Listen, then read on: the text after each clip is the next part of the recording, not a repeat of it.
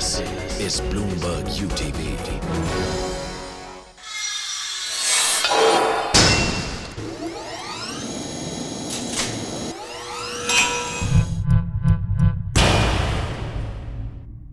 Hello there, this is Bloomberg UTV. I'm Hindol Sengupta. My guest today is a man who's just published a report studying really the impact of the economic crisis. What does it really mean for Asia? With me on the show today, delighted to welcome Ajay Chhibber, UN Assistant Secretary General. Welcome to the show.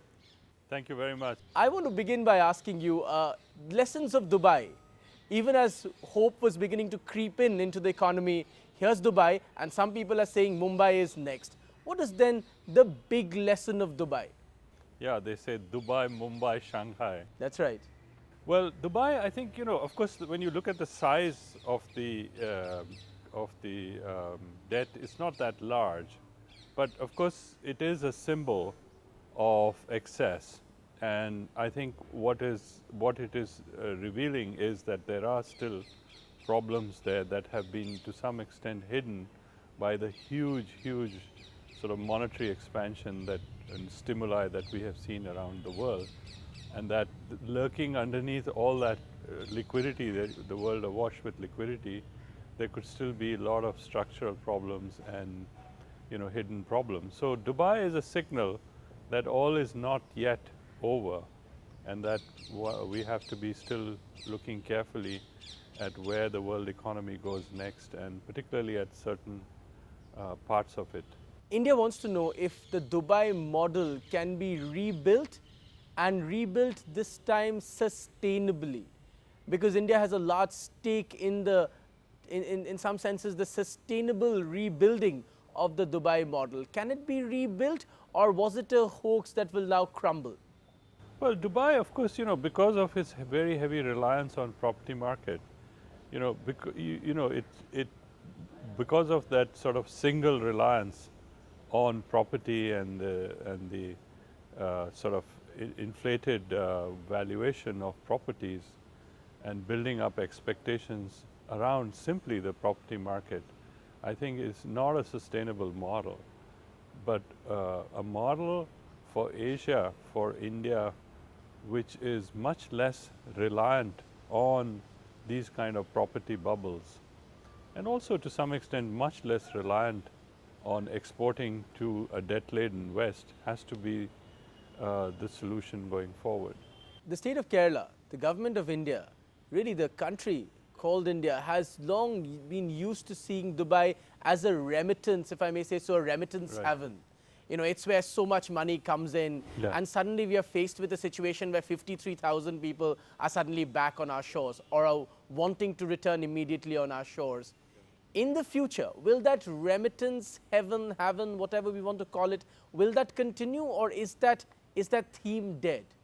Well, so far, when you look at the overall picture on remittances, surprisingly, they held up fairly well. The expectation was that once the global crisis hit, you would have a huge impact on remittances and on migrant workers. But actually, over at least until Dubai, let's say, you had fairly,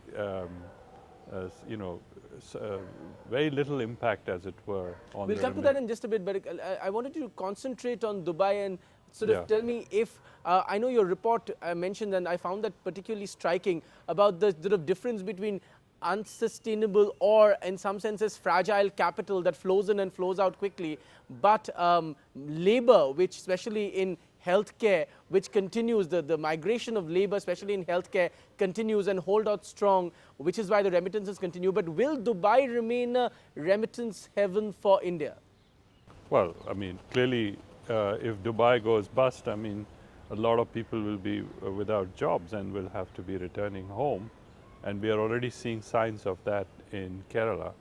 But Dubai, of course, is a very special case in this case. In general, of course, India is, of course, reliant on remittances not just from Dubai, but from many different parts of the world. And in those cases, it has held up fairly well. In fact, it is probably the more stable part of global finance today. Let's come to the point that you were mentioning, and I found it striking in your report, that capital flows in and flows out. Right. In certain crises, capital might actually be unstable. Yeah. It is, you mentioned in your report, labor, and especially some sectors in which labor migration happens, which might hold on strong. Is that a good sign, Mr. Chhibber, then for India, that in some parts of the world, in some sectors, there will always be sustained demand for labor, no matter how large the crises? And perhaps, the last crisis, which continues till today, has been one of the largest ever. Yeah, I mean, given the areas in which many of our migrants are going, of course, there are some vulnerabilities, like the construction sector is clearly a vulnerability. Tourism sector related migration is clearly a vulnerability in a crisis. But for the majority of the migrants going into healthcare, going into IT, there's fairly robust demand there for Indian migration. I think what is important is to keep in mind is that the Asia has come out fastest out of the block in terms of a recovery. If you think of a love-shaped recovery, L being for Europe, U being for the United States, and V being for Asia. That's an absolutely new one. In all these months that we've discovered and rediscovered the recovery patterns, the love-shaped recovery is a new one. Right. Yes. So if you think of that metaphor of a love-shaped recovery, that's right.